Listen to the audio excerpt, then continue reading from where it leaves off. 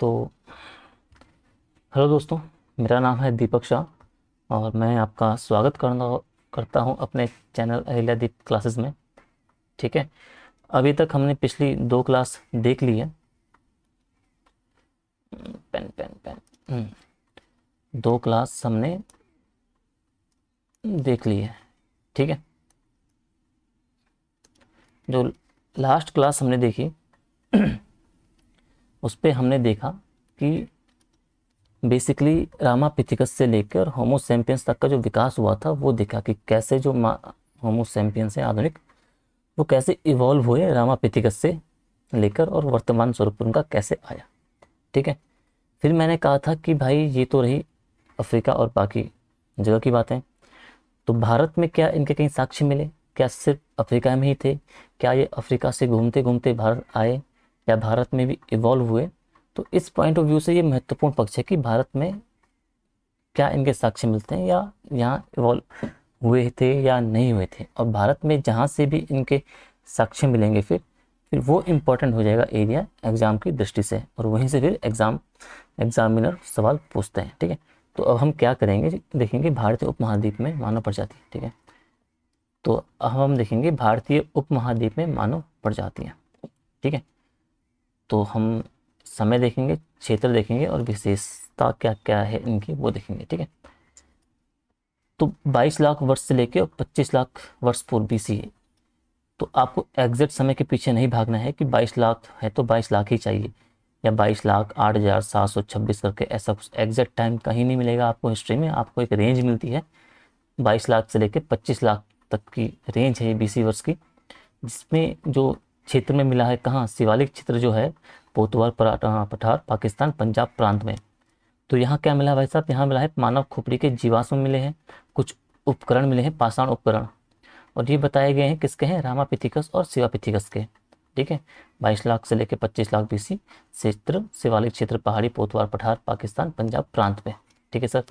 विशेषता क्या है? मानव खोपड़ी मिली है और रामापिथिकस और शिवापिथिकस की बताई गई है। उसके बाद इंडिया में महाराष्ट्र के बोरी क्षेत्र में मिला है 14 लाख वर्ष पूर्व। किन्हीं किन्हीं किताबों में आपको 6 लाख की रेंज में मिलती है। मिला क्या है? पाषाण उपकरण मिले हैं भाई साहब। ठीक है। इसके बाद हम देखेंगे जो अगला है वो है 2 लाख वर्ष पूर्व, हथनौर ग्राम, नर्मदा घाटी, मध्य प्रदेश। ये बहुत इंपॉर्टेंट है एग्जाम की दृष्टि से और यहीं से सवाल आपका कई बार पूछा गया है। तो भाई साहब यहाँ सब मिला क्या है? एक तो मानव खोपड़ी मिली है, इसके अलावा होमो इरेक्टस मिला है। तो होमो इरेक्टस मिला है, ये कहा जाता था पहले कि यहाँ जो मानव खोपड़ी ये मिली है किसकी है? होमो इरेक्टस की। किंतु जो आधुनिक जो खनन वगैरह, जो आधुनिक सर्वेक्षण वगैरह हुआ, उन्होंने क्या बताया कि भाई ये क्या है? ये प्रोटो होमो सैपियंस है। होमो सैपियंस से ठीक पहले की जो स्तर था, जो पहले का जो वो था, ठीक पहले की अवस्था, उसका है ये मानव खोपड़ी। तो इम्पोर्टेंट सवाल यहीं से आपने से कहीं कई बार पूछा गया। सवाल किस तरीके से बनेगा? अगर वो पूछेगा कि भारत में, ध्यान दीजिएगा, अगर पूछेगा कि भारत में मानव अवशेष प्राचीनतम कहाँ से मिले, तब आप बोलोगे हथनौर ग्राम, नर्मदा घाटी, मध्य प्रदेश। ठीक है। लेकिन अगर वो बोलता है कि भारतीय उपमहाद्वीप, अगर वो उपमहाद्वीप लगा देगा तब आपको बोलना पड़ेगा वो शिवालिक क्षेत्र है, पोतवार पठार पाकिस्तान पंजाब प्रांत से। ठीक है। तो ये डिफरेंस जो अंतर है आपका वो आपको देखना है। अब हम आगे आते हैं तो पाषाण युग हम देखते हैं। ठीक है। ये इंपॉर्टेंट चैप्टर है, सवाल बनते हैं काफ़ी यहाँ से। तो इसमें पढ़ने का तरीका क्या है?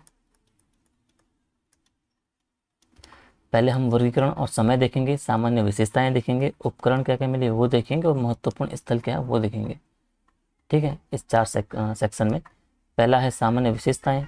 सामान्य विशेषताओं में क्या, हम वर्गीकरण समय थोड़ा आगे देखेंगे, पहले हम सामान्य विशेषताएं देखते हैं। ठीक है। अब इससे नीचे का आप छोड़ दो पहले, ये आप याद रखो, इतना इतना देखो बस। अब सामान्य विशेषताएं बताने से पहले हम एक स्टोरी आपको अज्यूम करवाता हूँ। ठीक है। मान के चलो कि हम उसी युग में चलते हैं जब आदमी आदमी नहीं था। क्या था? एक कपि था, एप था। और ये मान लो कि मैं ही वो हूँ। ठीक है। और मैं क्या कर रहा हूँ? मैं कभी इस पेड़ पे, कभी उस पेड़ पे, कभी यहाँ कभी वहाँ। आज मैं देहरादून में हूँ तो कभी हरिद्वार चले गया, कल हरिद्वार पहुँच गया, परसों वहाँ से ऋषिकेश पहुँच गया, उसके अगले दिन में वहाँ से श्रीनगर देवप्रयाग होते हुए केदारनाथ, वहाँ से चमोली। मतलब घूम रहा हूँ जगह जगह, एक जगह मैं स्थिर नहीं हूँ। ठीक है, स्थिर नहीं हूँ। ठीक है, यानी कि स्थायित्व नहीं है, घुमंतु था, घुमंतु हूँ मतलब। ठीक है, खाना पीना क्या है कि खाना पीना भाई जहाँ कहीं शिकार मिला, मारा, काटा, तोड़ा फोड़ा और खाया। कहीं फल वुल दिखा, तोड़ा और खा लिया भाई साहब। ठीक है, अब भी तो हमें पता है ना कि भाई ये आम का पेड़ है, ये पपीता का पेड़ है, ये सेब का पेड़ है, तो हम देख के पता होने के बाद हम खा रहे हैं। लेकिन आप इमेजिन करिए उस टाइम तो पता है ना लोगों की पेड़ आम का है, केले का है, किसका है। तो वो सब लोग बैठे हैं ग्रुप में, वो देख रहे हैं कि सामने एक पेड़ है, उस पर कुछ लगा हुआ है चमकता हुआ पीला सा। अब उनमें से एक उठ के गया वहाँ और उसने पेड़ पे चढ़ा और तोड़ के वो खा लिया उस फल को। और जैसे ही उसने खाया वो निकला जहरीला, और खा के वो वहीं पे निपट गया। ठीक है, समझ रहे हो। तो तब जो बाकी ग्रुप वाले होंगे उन्होंने देखा होगा कि भाई इस पेड़ से दूर रहना है, इस फल से दूर रहना है। समझ रहे हो। तो मानव क्या है, ऐसे अपनी गलतियों से सीखा है, उस समय के साथ सीखा कि भाई क्या सीखा कि क्या खाना है, क्या नहीं खाना है। ठीक है, क्या उसके खाने लायक है, क्या उसके खाने लायक नहीं है, किन से चीज़ों से उसे डरना है, किन से नहीं डरना है। वो चीज़ें समय के साथ साथ वो सीखता आया। तो उस टाइम पे जब वो क्या था आदमी, वो खाद्य संग्राहक था। क्या था, खाद्य संग्राहक, बेसिकली फूड कलेक्टर था। ठीक है, फूड कलेक्टर था। अब इस समय क्या है, हिमयुग की बात है, ये सब हिमयुग की हम बात कर रहे हैं, अभी हिमयुग का है। तो ठंड वगैरह कड़ाके की पड़ती थी। तो वो शरण लेने के लिए क्या करता था, वो जहाँ उसे गुफा वगैरह दिखे, जहाँ उसे गुफा वगैरह दिखती वहाँ शरण ले लेता था भाई। ठीक है, अब शरण वगैरह ले ली गुफा। अब आपको तो पता ही है कि आदमी क्या होता है भाई, बाई नेचर क्या होता है, वो कलाकार होता है बाई नेचर, कलाकार होता है आदमी।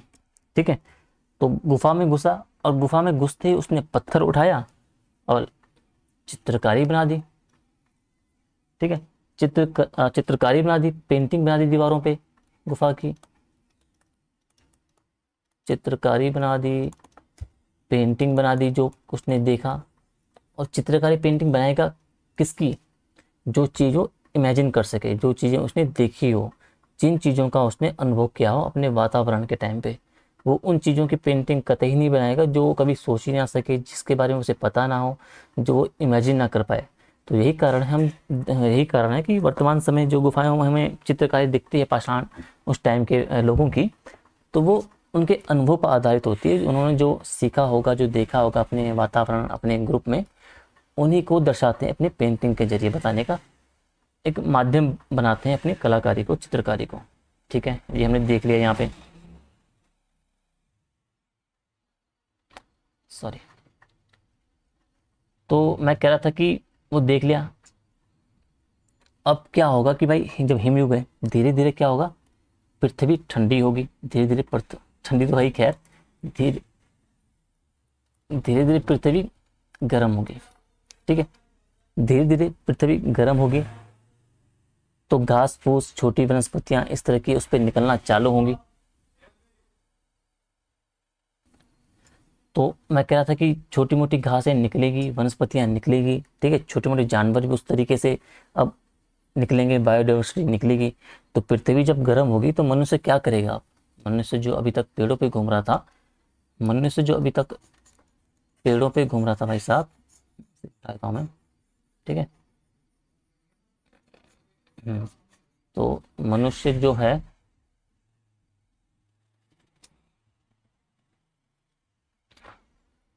मनुष्य जो पेड़ों पे था,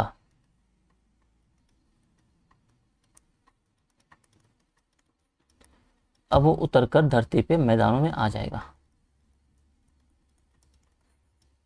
ठीक है, अब वो धरती मैदानों पे आएगा, तो क्या सिर्फ मैं ही आऊँगा, सिर्फ मैं ही तो नहीं आऊँगा ना, मेरे साथ जो आप लोग भी होंगे, जो झिंगा लाला हू कर रहे हैं पेड़ों पे, वो सब उतर के ज़मीन पे आएंगे, मैदान पे आएंगे, उन सब की मुलाकात होगी, आपस में मिलेंगे, ग्रुप बना लेंगे। मजाक, तो ग्रुप ऐसे नहीं बनते थे, मतलब वो नीचे जब उतरेंगे मैदानों पे तो उनकी मुलाकात होगी और ग्रुप बनेंगे। तो ग्रुप कैसे बनेंगे? ग्रुप इसलिए बनते हैं कि जब सब लोग पेड़ से उतरेंगे तो चाहे शिकार की बात हो, ग्रुप में शिकार करना आसान होता है, चाहे उस शिकार को खाकर निपटाने की बात हो, खाकर निपटाने की बात हो, तो उसमें वो आसान होता है, तो सभी लोग मिलकर उसे खा लेंगे। तमाम ऐसी वजह से क्या होगा, वो समूह बनेगा, ग्रुप, लोग ग्रुप में रहना चालू कर देंगे। ठीक है, अच्छा, समूह बनेगा तो धीरे धीरे क्या होगा, वो पशुपालन भी स्टार्ट कर देंगे। ठीक है, पशुपालन भी स्टार्ट कर देंगे। तो जो पशुपालन अभी जो हो रहा है वो कृषि और खेती के लिए नहीं हो रहा है। कृषि खेती अभी काफ़ी आगे आएंगे जब मनुष्य कृषि खेती करना सीखेगा प्रॉपर तरीके से। पशुपालन किस लिए करेगा कि पशु जो होगा वो उसके शिकार में भी हेल्प करेगा। ठीक है, जो मिल्क प्रोडक्ट को खाने में भी काम आएंगे उसके, कुत्ता बकरी। ठीक है, तो धीरे धीरे आदमी क्या करेगा, पशुपालन स्टार्ट करेगा। ठीक है, तो गौर करिएगा, सबसे पहले जो दुनिया में जो फ्रेंड रहा आदमी का वो था कुत्ता। ठीक है, ठीक है, अब कुत्ता जो उसका सबसे पुराना फ्रेंड है आदमी का, कुत्ता के बाद बकरी आया सबसे पुराना दोस्त। ठीक है, सबसे पहला जानवर जो उसने डोमेस्टिकेट किया था वो कुत्ता हो गया। ठीक है, तो हिमयुग समाप्त हो रहा है, पृथ्वी गर्म हो रही है, तो किस तरह का जो डेवलपमेंट है, विकास है, आपको दिखाई दे रहा है। छोटे मोटे जानवर, इन छोटे छोटे जानवर को मारने के लिए क्या करेगा, छोटे छोटे औजार बनाएगा, माइक्रोलिथ खींच के मारने मारने के लिए उन्हें। ठीक है, तो हम आगे माइक्रोलिथ के बारे में, सूक्ष्म उपकरण को देखेंगे। जब मानव का डेवलपमेंट होगा, विकास होगा, तो वो और विकास करेगा। फिर क्या होगा, जो घास फूस, मतलब जो ग्रास फैमिली के जो वनस्पतियाँ होंगी उनको खाने पीने योग्य बनाएगा, उनकी कृषि चालू कर देगा। ठीक है, जब उनकी कृषि माइक्रोलिथ था, माइक्रोलिथ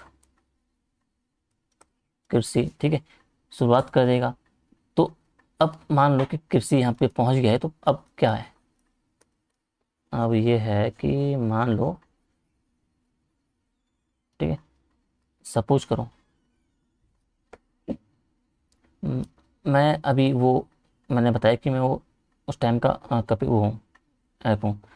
तो मैं उस टाइम पे क्या करूँ कि अब मैं यहाँ पे मकान बना दूंगा, एक अपना मकान या फिर रहने की एक जगह बना दूंगा। ठीक है, तो जो पहले मैं क्या कर रहा था कि एक पेड़ पे घूम रहा था, कभी हरिद्वार, कभी देहरादून, कभी मतलब जगह जगह घूम रहा था पूरे उत्तराखंड में, एक जगह मेरा स्थायित्व नहीं था। तो अब जब मैं मकान एक जगह से रहने की जगह बना दूंगा तो क्या करूंगा, अब मैंने पशुपालन भी स्टार्ट कर दिया है, तो अब हमने कृषि भी चालू कर दिया है, तो कहीं ना कहीं जो है यहाँ पे स्थायित्व जीवन की शुरुआत हो जाएगी। स्थायित्व जीवन की शुरुआत हम यहाँ पे कर देंगे। स्थायित्व जीवन की शुरुआत कर देंगे, घर बनाकर वहाँ पर रहना चालू कर देंगे। ठीक है, अब यहाँ पे हमने भाई साहब वो भी दिया है कुछ। ठीक है, गेहूँ चावल हमें खाने की ज़रूरत है, हमने वो भी दिया है। अब ऐसा तो नहीं है ना कि हमें ज़रूरत है 5 kg की, तो प्रॉपर हम 5 kg ही बोएंगे उस टाइम पे, ऐसी तो तकनीक उनके पास थी नहीं कि 5 किलो की ज़रूरत है 5 किलो ही बो दे। तो कुछ ना कुछ तो सरप्लस रहेगा ही ना, जाहिर सी बात है। अब जब सरप्लस रहेगा तो इसे कलेक्ट करने के लिए इसे रखेगा कहाँ, तो इसे रखने के लिए वो पॉटरी बनाएगा, पॉटरी का निर्माण करेगा। ठीक है, और इसी समय क्या बनाएगा फिर वो, मृद भांड। आप देख रहे हो ना कि स्टोरी कैसे कनेक्ट हो रही है। ये चीज़ें रटने की नहीं है कि हमने रट दिया, आप इस तरह की समझ के पढ़ोगे तब आपको लिंक बैठेगा कि चीज़ें कैसे इवॉल्व हो रही है। हिस्ट्री में तो बेसिकली ऐसे ही देखना पड़ता है, मृद भांड बनाएगा। ठीक है, अब एक जगह उसने खेती की, खेती की तो यहाँ पे था, खेती की, और उसने इसे यहाँ पे देख लेते हैं हम। ठीक है, उसने भाई साहब यहाँ पे खेती की, हम अभी हमने देखा यहाँ पे। अब जब यहाँ पे ज़मीन उसकी अनुपजाऊ हो गई तो ये इसने सब कुछ जला भुला कर क्या किया, अपना सारा सामान पैक करके, अपना अनाज वनाज, ठीक है, अनाज वनाज, पशु वशु सबको बस्ती बुस्ती बसा दी थी। तो उसे फिर जब ये सारा सामान अनाज वनाज, इसे फिर दूसरी जगह तो ले जाएगा ना वो, तो इसे ढोने के लिए उसे क्या किसकी जरूरत पड़ेगी, टायर की। टायर यानी कि किसकी बात कर रहा हूँ मैं, भैया। ठीक है, फिर वो पहिए का आविष्कार करेगा। ठीक है, अब उसने पहिए का आविष्कार भी करवा दिया भाई, क्योंकि उसे ज़रूरत है और आवश्यकता ही आविष्कार की जननी है। ठीक है, तो पहिए का भी इसी समय आविष्कार करेगा, और इसी समय मनुष्य क्या करेगा, धातु धातु का भी खोज कर लेगा। ठीक है, पहले धातु कौन सी थी, कॉपर।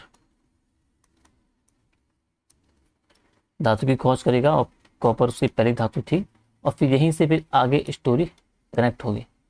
ठीक है, यहीं से आगे स्टोरी कनेक्ट होगी कॉपर से, उसकी पहली धातु से। तो यहाँ तक मेरा ये बेसिकली एक काम था, आपके दिमाग में एक स्टोरी फिट करने की, एक स्टोरी बैठाने की, कि इतिहास में चीज़ें कैसे इवॉल्व हो रही है मानव के उद्विकास से लेके, और कहाँ स्टोरी मैंने कनेक्ट कर ली आपकी अभी वर्तमान समय में, ये जब उसने कॉपर का आविष्कार करा, कॉपर की खोज कर ली। ठीक है, तो अब हम आगे देखेंगे। तो आपने देखा कि कृषि का आविष्कार होते ही, कृषि की शुरुआत होते ही मनुष्य के जीवन में स्थायित्व आ गया। ठीक है, मृतवाहन बना रहा है, पहिए बना रहा है, धातु की खोज कर रहा है, मतलब एक सबसे क्रांति आ गई ना। क्रांति तो है उस टाइम के लिए, उस टाइम के तो बहुत बड़ी क्रांति है ना। आज तो हमें सिंपल से बहुत कुछ हमारे इंपॉर्टेंस ना रहे इस चीज़ का कि मैं कोई टायर बना दूँ, लेकिन उस समय तो क्रांति से कम नहीं था, क्रांति ही थी। यानी कि मनुष्य के जीवन में एक आमूलचूल परिवर्तन आ गया। ठीक है, अब इसी कृषि की वजह से, ठीक है, तो जरा देखिए किसी अब ह्यूमन का विकास बेसिकली कैसे हो रहा है।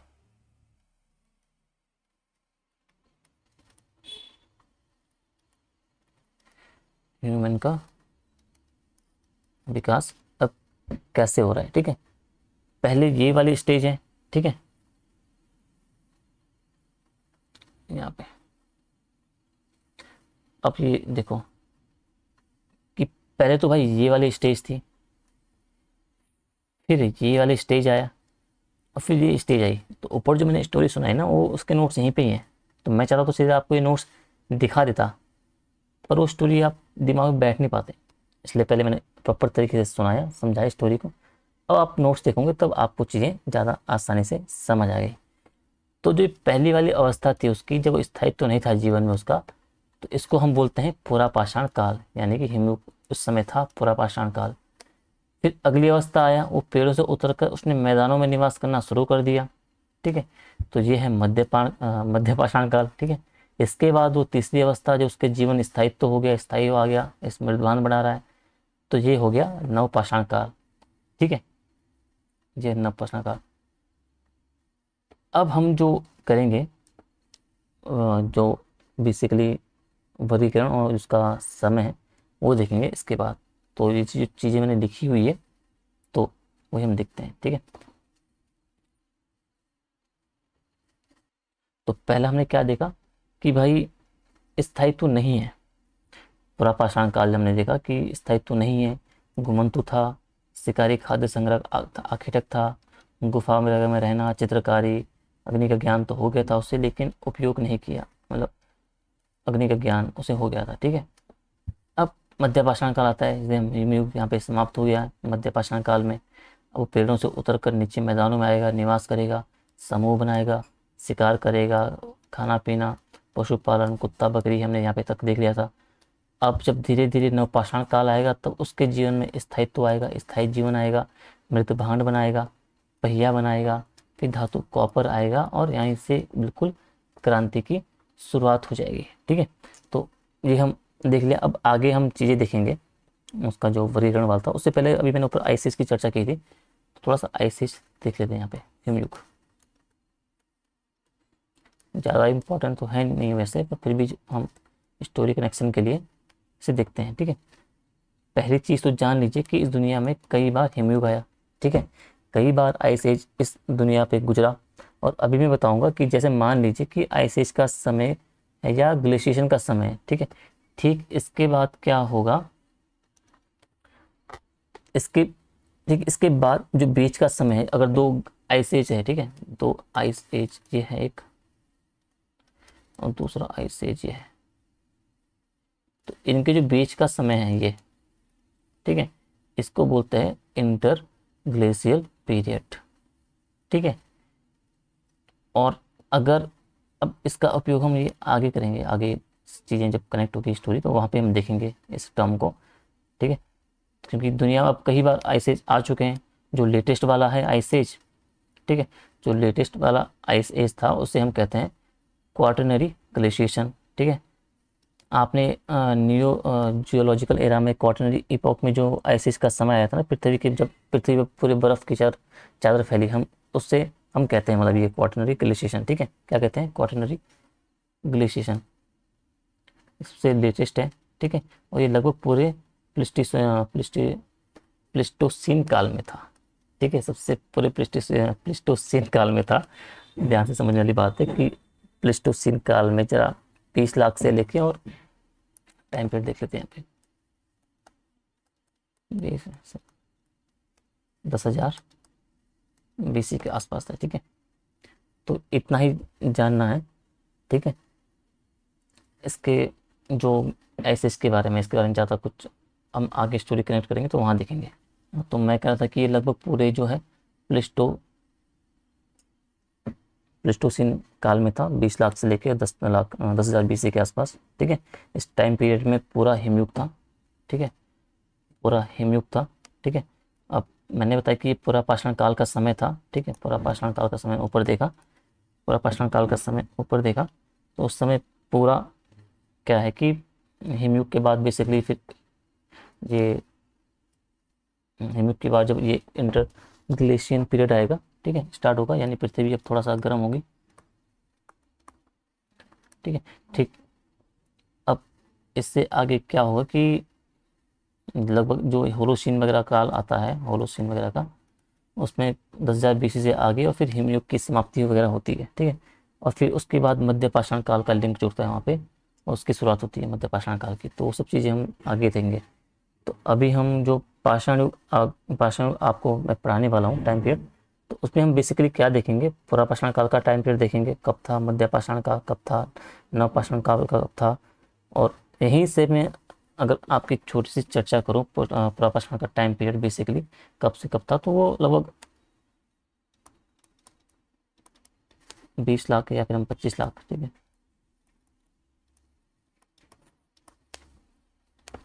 20 लाख 25 लाख जो भी आप मान रहे हो, जिस किताब से दे रहे हो आप, वहाँ से लेके और 10,000 BC तक, या कहीं कहीं 12,000 BC तक भी आपको देखने को मिलता है। तो ये प्रॉपर क्या है भाई, बेसिकली हिमयुग का टाइम पीरियड, ठीक है। और आगे फिर मध्य पाषाण काल का जब टाइम पीरियड शुरू होगा, चालू होगा, मध्य पाषाण काल का चालू होगा, तो वो कब शुरू होगा, फिर ये शुरू होगा आपका 10,000 BC से, ठीक है। मध्य पाषाण का टाइम शुरू होगा 10,000 BC से। और यहीं आपसे हम अगर कहूँ तो नव पाषाण का टाइम पीरियड कब से चालू होगा, तो जब मानव कृषि करना चालू करेगा।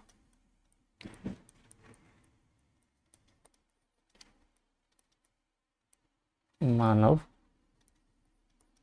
जब मानव क्या करेगा, कृषि करना चालू करेगा, ठीक है, तो वहाँ पे वो उसका वो शुरू हो जाएगा नवपाषाण काल, ठीक है। ठीक है, तो मैंने कहा कि नवपाषाण काल की शुरुआत जब मानव कृषि करना शुरू करेगा, चालू करेगा, तो ये वहाँ से हो जाएगा। अब विश्व के अब दो चीज़ यहाँ पे है, ठीक है, एक है विश्व और भारत, ठीक है। तो अगर विश्व के संदर्भ में, अगर 9,000 BC में पहली फसल किसके पर्सपेक्टिव में मिल रही है, विश्व के पर्सपेक्टिव में मिल रही, तो नवपाषाण की काल यहाँ से विश्व के पर्सपेक्टिव में 9,000 BC के आसपास हो जाएगी, ठीक है। लेकिन अगर भारत के संदर्भ में फसल जो है कोई 7,000 BC, ठीक है, में मिली, लेटेस्ट 8,000 के आसपास है, 8,000 BC, ठीक है। तो भारत में नवपाषाण की शुरुआत फिर इस टाइम पीरियड 7,000 BC को हम मानेंगे, 8,000 जो भी होगा उसे मानेंगे। तो उसे रटने की जरूरत नहीं है, विश्व के संदर्भ में अलग है और भारत के संदर्भ में अलग है। तो ये चीज़ हम अभी आगे देखेंगे। ये अभी मैंने ऊपर बताया आपको, म्यूजिक एरा क्वाटरनरी इपॉक में प्लेस्टोसीन और हेलोसीन। प्लेस्टोसीन में ये आपको जो हिमयुग की बात कर रहा था मैं, 20 लाख से लेके 10,000 BC हिमयुग का समय है, और ये पूरा पाषाण काल का टाइम है। होलोसीन हमने देखा 10,000 BC के बाद का हिमयुग की समाप्ति है, और ये है मध्य पाषाण काल। इसके बाद है फिर नव पाषाण काल, जो भी ऊपर में आपके लिए चर्चा कर रहा था, ठीक है। अब यहाँ पे ख़त्म हो गया। अब इसके बाद जो इम्पोर्टेंट है वो है पाषाण युग का जो सेकेंड वाला टॉपिक था। ऊपर हमने क्या देखा, पहला पहला हमने देखा सामान्य सामान्य विशेषताएं। एक मिनट,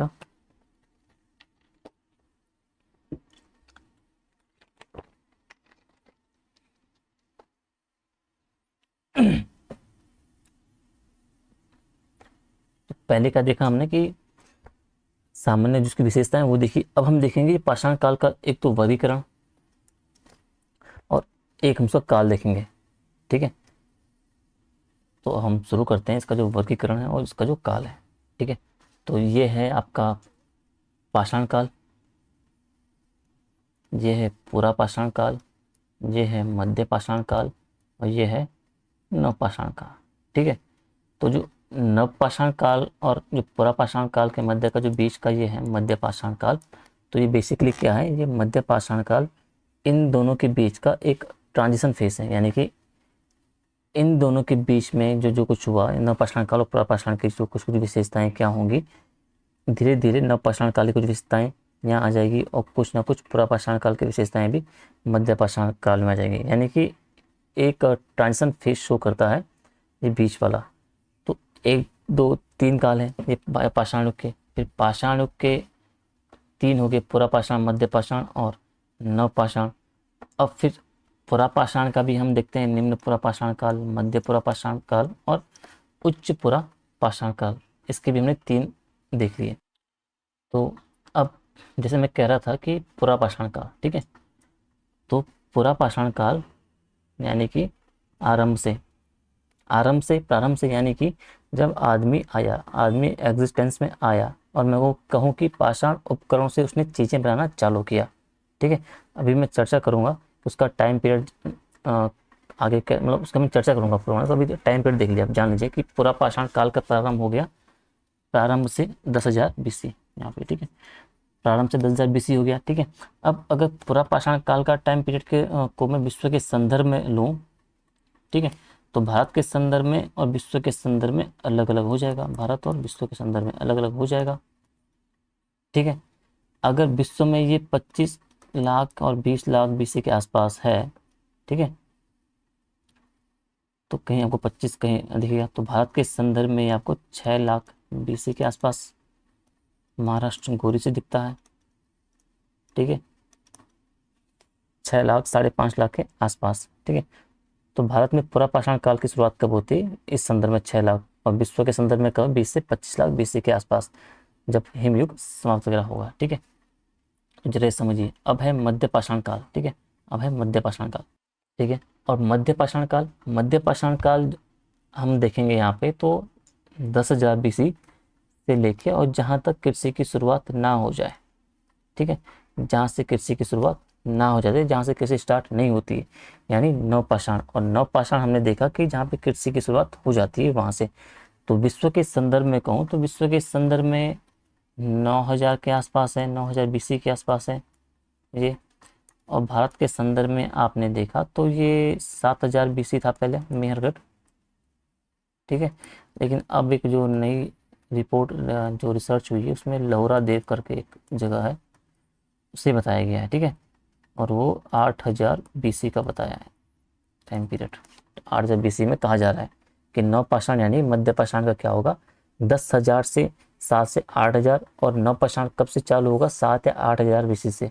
तो इस चीज़ को आपको दिमाग में बैठना है, कन्फ्यूजन नहीं होना है। ठीक है, अब वर्गीकरण और जो समय है, वर्गीकरण और जो काल है, मैं बताना चाह रहा था। तो पाषाण युग का वर्गीकरण कैसे किया जाता है। ठीक है, पूरा पाषाण काल मध्य पाषाण काल और नव पाषाण काल, तीन चीज़ों में कर लिया। ठीक है, अब पूरा पाषाण को भी हम भाई तीन चीज़ों में बताया कि एक ही हो गया, निम्न पूरा पाषाण काल। ठीक है, इसे हम क्या बोलते हैं इंग्लिश में, इसे क्या बोलते हैं, मध्य पूरा पाषाण काल को, और उच्च पूरा पाषाण काल को क्या बोलते हैं, ये भी हम देखेंगे। तो जो ये तीन चीज़ हैं, पहला है आपका निम्न पूरा पाषाण काल, मध्य पूरा पाषाण काल और उच्च पूरा पाषाण काल। ठीक है, निम्न वाले को हम क्या बोलेंगे, लोअर पैलियोलिथिक। ठीक है, लोअर पैलियोलिथिक। जो फिर मध्य पूरा पाषाण काल है उसे क्या बोलेंगे, मध्य वाले को बोलेंगे मिडिल पैलियोलिथिक, मध्य पुरा पाषाण काल, और जो उच्च वाले को बोलेंगे अपर पैलियोलिथिक यानी कि उच्च पुरा पाषाण काल। ठीक है, और ये इंग्लिश वाला टर्म थोड़ा ज़्यादा आसान रहता है याद करने के लिए और समझने की दृष्टि से, हिंदी वाले में थोड़ा बहुत कन्फ्यूजन आपको रहता है देखने को। ठीक है, अब जो उच्च पुरा पाषाण काल है, यहाँ पे क्या होगा, यहाँ पे मानव बेसिकली एग्जिस्टेंस में आएगा। ठीक है, एक तो यहाँ पे मानव एग्जिस्टेंस में आएगा। अब तीनों भागों में हम जो डिवाइड कर रहे हैं चीज़ों को, उनका आधार क्या है, उनका आधार है एक तो जलवायु परिवर्तन के आधार पर। ठीक है, और दूसरा वो पाषाण उपकरणों की प्रकृति में परिवर्तन जो हो रहा है उसके आधार पर ये डिवीज़न होता है इनका, पाषाण काल का, इन तीनों का, इसमें इन तीनों का, कि एक तो जलवायु परिवर्तन कैसा हो रहा है और जो पाषाण उपकरण की जो प्रकृति उन्होंने कैसे कैसे उपयोग में लाई, वो हम उसके आधार पर इनका जो डिवाइडेशन है वो करते हैं, इनका का विभाजन करते हैं कि कैसे कैसे जलवायु परिवर्तन और पाषाण उपकरणों की प्रकृति के आधार पर है। ठीक है, अभी आप चीज़ों को समझेंगे, जलवायु को ऐसे समझिए कि बीच बीच में इंटरग्लेशिएशन पीरियड आया, सेकंड इंटरग्लेशिएशन पीरियड, थर्ड इंटरग्लेशिएशन पीरियड आया, ऐसे आते रहे। तो ऐसे में क्या हुआ कि जो जलवायु थे वो उस जलवायु में परिवर्तन होता गया समय के साथ साथ। ठीक है, उतना डिटेल में आपको मतलब जानने की जरूरत है नहीं। और दूसरा है पाषाण उपकरण कैसे चेंज हो रहे हैं, तो अगला हमें पाषाण उपकरणों के बारे में ही बताना है कि उनके पाषाण उपकरणों में कैसे परिवर्तन आते हैं समय के साथ साथ। तो अगला हमें जो क्या देखना है कि जो पाषाण उपकरण में जो परिवर्तन किस आधार पे परिवर्तन वगैरह हमें देखना है, किस उनके आकार मतलब कैसे परिवर्तन किस आधार पे आ रहे हैं उनके पाषाण उपकरणों में। अभी तक हमने क्या देखा कि जो सामान्य विशेषताएं हैं पाषाण युग की, वो देखा कि सामान्य विशेषताओं में क्या देखा कि भाई एक जगह से दूसरी जगह घूम रहे हैं, जीवन स्थायित्व नहीं है, घुमंतु है। गुफा को देखा, ठंडा मौसम, फिर गुफा में घुसना, शरण लेना, चित्रकारी, आइस एज खत्म होना। ठीक है, मध्य पाषाण, नवपाषाण। तो इन सामान्य विशेषताओं में आपको बताना क्या चाह रहा था कि जो प्रत्येक काल होता है, प्रत्येक काल की कुछ सामान्य विशेषताएं होती है। ठीक है, कि जैसे कृषि कब हुई, कृषि कब स्टार्ट कब हुआ, मनुष्य समूह में कब रहने लगा, पशुपालन कब स्टार्ट किया, कब उसने बाकी चीज़ें की।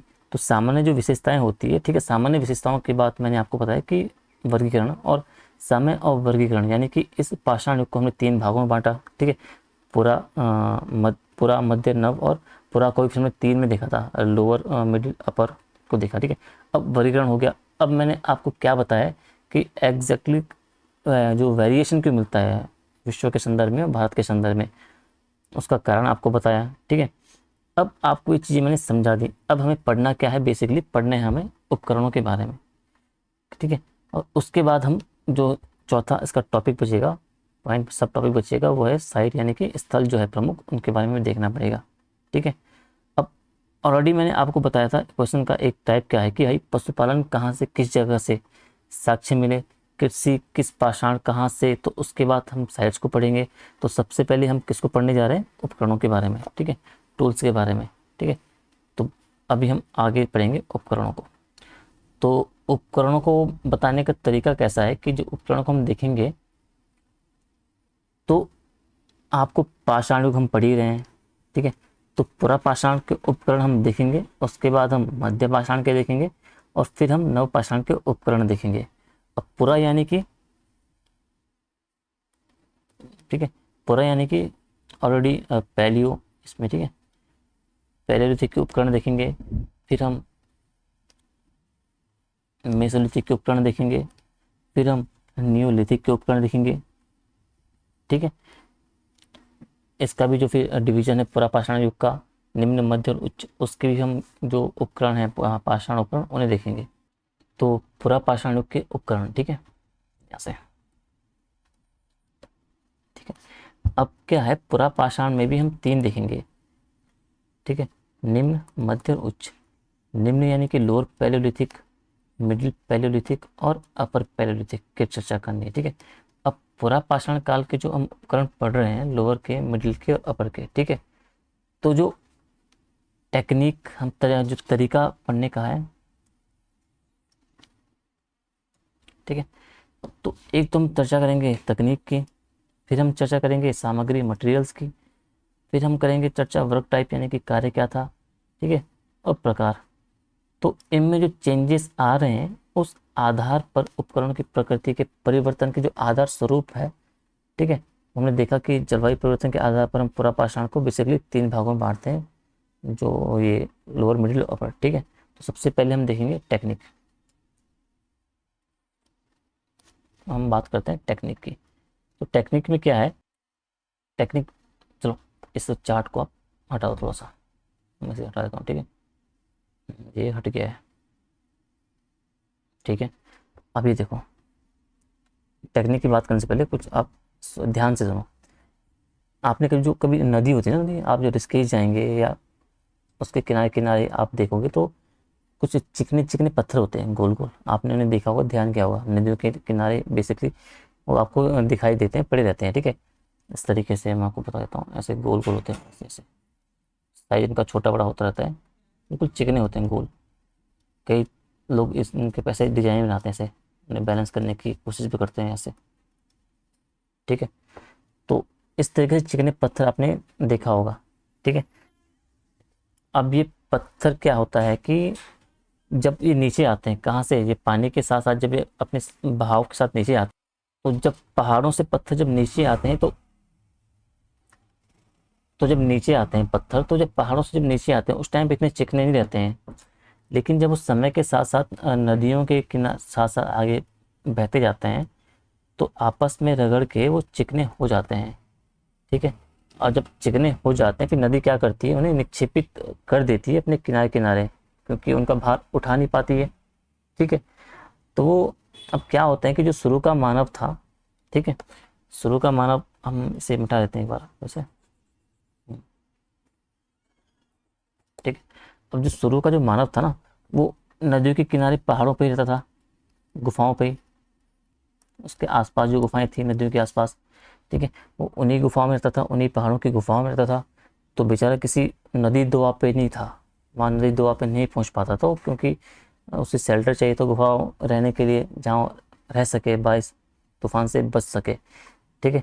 तो उन जहाँ भी उसको फिर इस पत्थर मिलते थे नदियों के किनारे, गुफाओं के किनारे, जिस तरीके से उसे इस पत्थर ये गोल वाले मिलते थे, ठीक है। तो ठीक, तो जैसे उसे गोल वाले पत्थर मिलते थे, उनका करता क्या था स्पेशली वो, उनका एक मिनट चीज़ें थोड़ा सा, ठीक है। तो करता क्या था कि औजार बनाता था उन पेबल्स के, उन गुफाओं, उन पत्थरों के। बहुत सारी गुफाएं हैं, जैसे कि भीमबेटका हो गया, लाखोडियार हो गया, इनकी हम चर्चा आगे भी करेंगे, ठीक है। तो उन शुरू में इन पहाड़ों पर रहता था, तो जो गोल पत्थर थे इन्हें पेबल्स, इनके वो औजार बनाता था। तो औजार वो कैसे बनाता था, मान लीजिए उसने ये उठा लिया, ये गोल पत्थर उठाया, ये वाला एक गोल पत्थर है, ये उसने उठा दिया, ठीक है, थोड़ा सा भी, ठीक है, हाँ, हाँ, तो ये गोल पत्थर उसने उठाया और जोर से इसने जमीन में पटक मारा और ये टूट गया। अब टूटा तो टूटा, किस तरीके से टूटेगा, अभी तो पहले ही गोल है, जब पटक के नीचे मारेगा तो क्या होगा, इस तरीके से कुछ ऐसे, अंदर का टुकड़ा इसका बीच का होगा और जो किनारे के टुकड़े उसके इस तरीके से कुछ टूट जाएंगे ऐसे, समझ लो, डिजाइन कुछ अच्छे नहीं बन पा रहा हूँ। अब ऐसे इस तरीके से निकलेंगे ये टुकड़े, एक तो बीच का कुछ रहेगा उसका, और किनारे किनारे ऐसे टुकड़े निकल जाते हैं तोड़ने पे। अगर आप कहीं मिलेगा आपको पत्थर तो आप तोड़ के देखेगा, इस तरीके से टूट जाएंगे।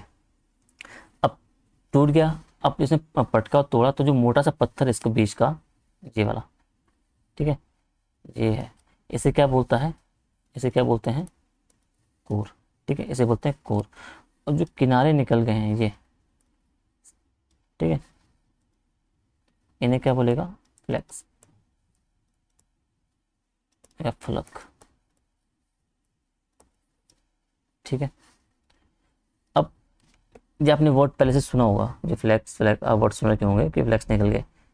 तो इसमें कोई मतलब जनरल साइंस समझ, ऐसे कोई साइंस नहीं है कि समझने के लिए कि भाई ये कोर हो गया, ये फ्लैक्स हो गया, जिसे हम ये फलक भी बोलते हैं, और ये गोल पत्थर हो गया, इसे पेबल्स बोलते हैं। और हिंदी में कई जगह आपने सुना होगा बटिकाश में बोलते हैं इसे हिंदी में, ठीक है।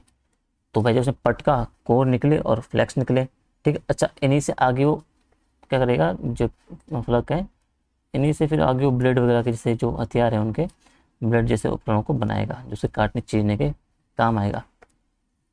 तो ध्यान से समझिए, यानी कि जो पुरा पाषाण काल है अब, ठीक है, यानी कि पुरा पाषाण काल हम देख रहे हैं।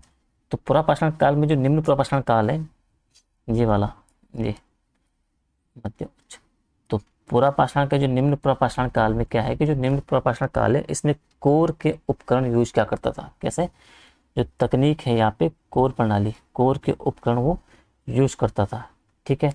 फिर मध्य में आया तो शुरू में पहले सबसे उसने पहले पहले क्या किया उसने, तो जो बीच का ये था पहले उसने ये यूज नहीं किया, ब्लेड नहीं, बीच का जो कोर था वो यूज किया, इसी को बोला कोर प्रणाली संस्कृति। फिर वो मध्य में आया तो मध्य में उसने क्या किया, मध्य में उसने ये फ्लैक्स प्लग जो फ्लैक्स प्रणाली है इसके उपकरण यूज किए, ठीक है। और आगे फिर उच्च में आते आते क्या करता है, इन्हीं फ्लैक्स को और धार देगा और शार्प करेगा और इसके ब्लेड बनाएगा और फिर वो ब्लेड उपकरण को यूज करेगा, ठीक है। तो तकनीक को देखो, निम्न कैसी है, कोर तकनीक है, मध्य कैसी है, फ्लिक तकनीक है, फ्लक तकनीक है, और उच्च में क्या है, प्लेट तकनीक के उपकरण है। तो पहला ये समझ गए आप। अब है मटेरियल, सामग्री। तो पहले क्या था कि क्वार्टरजाइट मटेरियल यूज करता था, ठीक है। अब ये भी कंटिन्यू रहेगा, मध्य में आते आते वो क्वार्टरजाइट के साथ साथ क्या करेगा, सामग्री तो अब कोर प्रणाली इसने यूज कर लिया, अब मध्य में क्या आएगा, जो ये पत्थर जो यूज करेगा वो बिल्कुल अब क्वार्टरजाइट के साथ जो फाइन क्रिस्टल टाइप के होंगे, ठीक है। जैसे फ्लिंट होता है, चर्ट होता है, जेस्पर होता है, ये बहुत ही फाइन और क्रिस्टल टाइप के होते हैं, फाइन और क्रिस्टल टाइप के होते हैं, उन्हें यूज करेगा। अब ये भी कंटिन्यू है क्वार्टरजाइट के, ये भी कंटिन्यू करेगा और फिर उच्च में आते आते वो हड्डियों का उपयोग करेगा, समझ लो। यानी कि सामग्री की बात, तकनीक हमने देख ली, तकनीक जो निम्न में कोर प्रणाली कर रहा है, जो मध्य में उसने बीच जो किनारे के फलक थे वो यूज किए, तो उच्च में आते आते उसने उन्हें और साफ किया और ब्लेड बना दिया। सामग्री में उसने क्या किया, निम्न में उसने क्वार्टरजाइट का उपयोग किया, फिर मध्य में आया तो उसने और जो फ्लिंट और जो फाइन टाइप के थे क्रिस्टल वगैरह उनको यूज किया, और उच्च में आते आते इन दो को तो उसने यूज किया ही किया, इसके साथ साथ उसने हड्डियों के हथियार भी, उपकरण भी उपयोग करना शुरू कर दिया। यानी कि उच्च में पहले के दो जारी तो रहेंगे किंतु अंत में आते आते उसने उच्च के जो साथ साथ उच्च में हड्डियों के उपकरण के औजार भी आपको दिखाई देते हैं। अब आगे हम जाएंगे अभी, ठीक है, ठीक है। तो हड्डियों की शुरुआत तो यहाँ से हो गई ना, आपने देख लिया कि भाई ये क्वार्टरजाइट है, फ्लिंट चर्ट, उसका हड्डियाँ, ठीक है। तो अभी मध्य पाषाण में जाते जाते, मध्य पाषाण में जाते यहाँ पे हम जोड़ते हैं, हाँ जी थोड़ा सा नीचे करता हूँ, हाँ जी। तो ये बोन हड्डियाँ मध्य पाषाण में जाते जाते, अब हड्डियों के क्या होगा कि बहुत आयत मिलने लगेंगे उपकरण, पाषाण उपकरण, ठीक है, मध्य पाषाण में। तो अभी पत्थर के बन रहे उपकरण, फिर आगे जाके पत्थर प्लस हड्डी जोड़ लो आप, ठीक है। और फिर धीरे धीरे क्या होगा, पत्थर प्लस हड्डी के साथ साथ मेटल यानी धातु के भी उपकरण इंट्रोड्यूस हो जाएंगे, ठीक है। धातु के भी उपकरण इंट्रोड्यूस हो गए, तो जहाँ से ये हड्डियाँ, तो जहाँ से हड्डियों के औजार बहुत आयत मिलेंगे वहाँ से क्या सवाल बनेंगे, वहाँ से ही सवाल बनेंगे। जहाँ से मेटल के औजार मिलेंगे वहाँ से प्रश्न बनेंगे, समझ लो। उस स्थल के बारे में पूछेगा जहाँ से पत्थर पाषाण है वो इम्पोर्टेंट नहीं है, जो से जो हड्डियाँ और जो धातु के जो बने उपकरण मिलेंगे वहाँ से सवाल आपके बनते हैं, एग्जामिनर वहाँ से सवाल बनाता है। ऐसा नहीं कि तुक्के मार के सवाल कहीं से बना जाए, जो एरिया महत्वपूर्ण है, क्योंकि भाई हड्डी पत्थर तो चला आ रहा था लंबे टाइम से, लेकिन वो औजार जो हड्डी से बनाने लग गया अपने उपकरण, धातु से बनाने लग गया अपने उपकरण, तो ये सेगमेंट थोड़ा सा इंपॉर्टेंट हो जाता है। इसीलिए एग्जामिनर क्या करता है, इन्हीं जगह से आपके सवाल आते हैं, हड्डियों और जो ये धातु के उससे। तो हमने सामग्री देख ली, कार्य देख लिया, ठीक है, सामग्री देख ली, कार्य देख लिया, तो तकनीक देख ली, सामग्री देख लिया। अब हम जिसका कार्य था, तो भाई जब सिंपल सी बात है, बीच का जो पहले कोर यूज करेगा तो उसका काम तोड़ने फोड़ने और मारने का काम आएगा, ठीक है, क्योंकि मोटा सा ऐसा कोर संस्कृति का है। जब वो मध्य में आएगा तब वो फलक बना रहा है, तो उससे वो क्या करेगा, छीलना वगैरह काम करेगा। ठीक है, और आगे भी जारी रहेगा। आगे इसमें कुछ स्पेसिफिक है नहीं।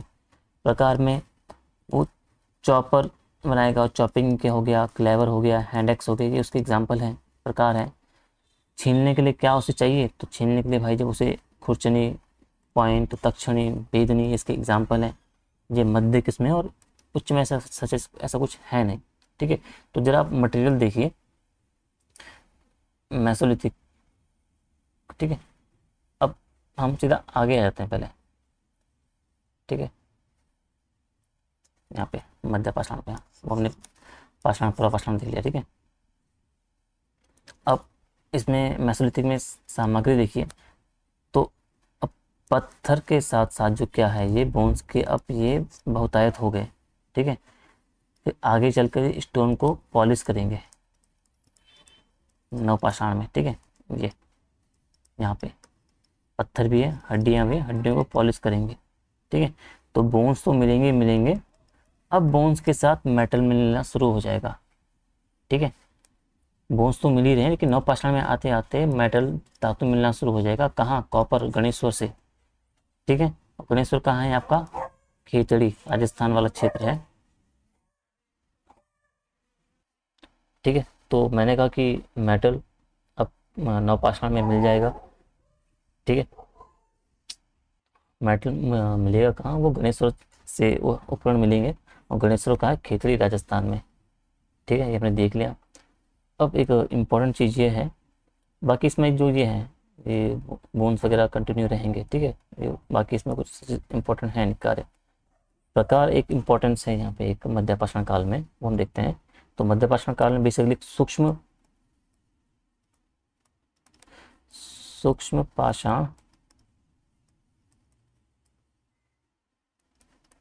उपकरण भी मिलने लगते हैं। माइक्रोलिथ्स कहते हैं इन्हें, माइक्रोलिथ्स कहते हैं।